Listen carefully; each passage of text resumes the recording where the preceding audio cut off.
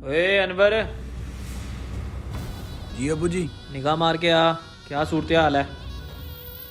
जी अबू जी, वहाँ ही जा रहा हूँ। ਉਹ ਸਰਪੰਚ ਜੀ टिड्डी दल ਦਾ ਹਮਲਾ ਹੋ ਗਿਆ।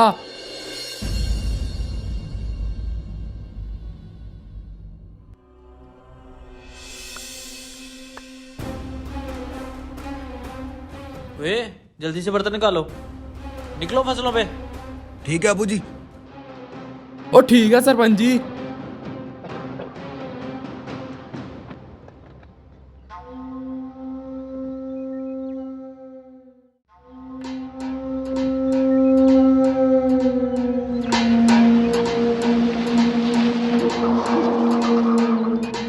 सरपंच जी ऐसे नहीं जाने, आग लगानी पड़नी है। अबू जी वो देखें, वो रफीक की फसल की तरफ तो टिड्डी दल जा ही नहीं रहे। हैं? ऐसे कैसे हो सकता है? वो चले जाएंगे खुद ही। पहले इधर से तो भगा लें। चलो शाबाश, चलो चलो।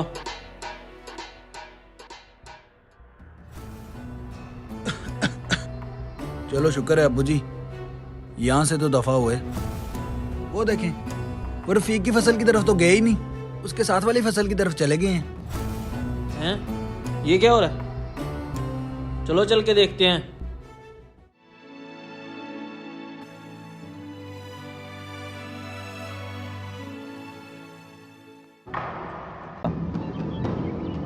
ओए रफीक, इधर आ। जी सरपंच जी।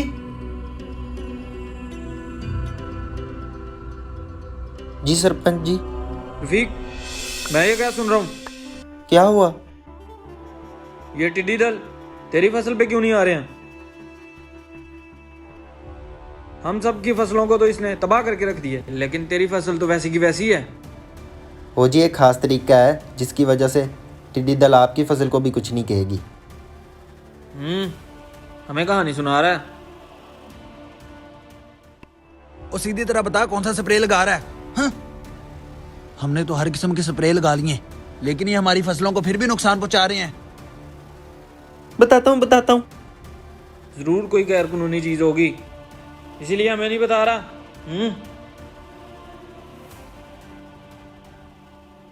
वो आ गया अफसर। जी सरपंच जी, आपने बुलाया? हाँ अफसर, देखिए क्या मामला है। हमारी समझ से तो बाहर है कि इसकी फसल पे टिड्डी दल क्यों नहीं आ रहा। अच्छा सरपंच जी। हाँ भाई, क्या माजरा है? तेरी फसल में टिड्डी दल क्यों नहीं आ रहे?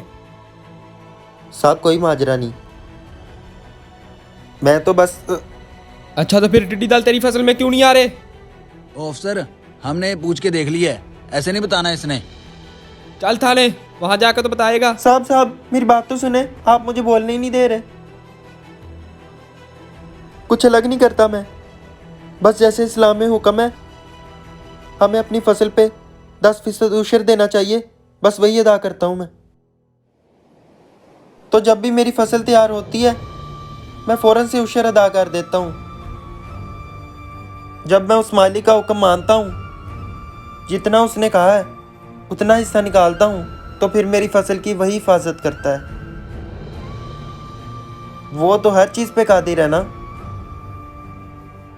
हम सब समझते हैं हम बहुत होशियार हैं, हमें सब कुछ पता है, और जाने अनजाने में उस मालिक की खिलाफ वर्जी कर जाते हैं, जिसकी वजह से हमारा बना बनाया काम बिगड़ जाता है। वो मालिक ने सब कुछ सीधा सीधा बताया है, बस हमें उस पर अमल करने की ज़रूरत है। ओए होए रफीक, हमें माफ कर दे, हमने तो कभी उशर अदा ही नहीं किया। आज के बाद जो भी शरीयत के मुताबिक होगा हम भी वही करेंगे, और वक्त पे करेंगे इंशाल्लाह। इंशाअल्लाह।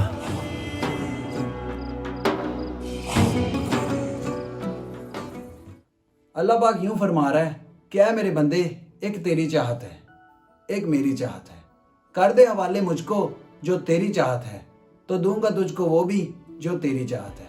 और ना किया तूने वो जो मेरी चाहत है, थका दूंगा तुझको उसमें जो तेरी चाहत है। होगा फिर भी वही जो मेरी चाहत है। तो बस हमें इसको समझकर इस पर अमल करने की ज़रूरत है, और हमारे सारे काम अपने रास्ते पर सही तरीके से चलेंगे।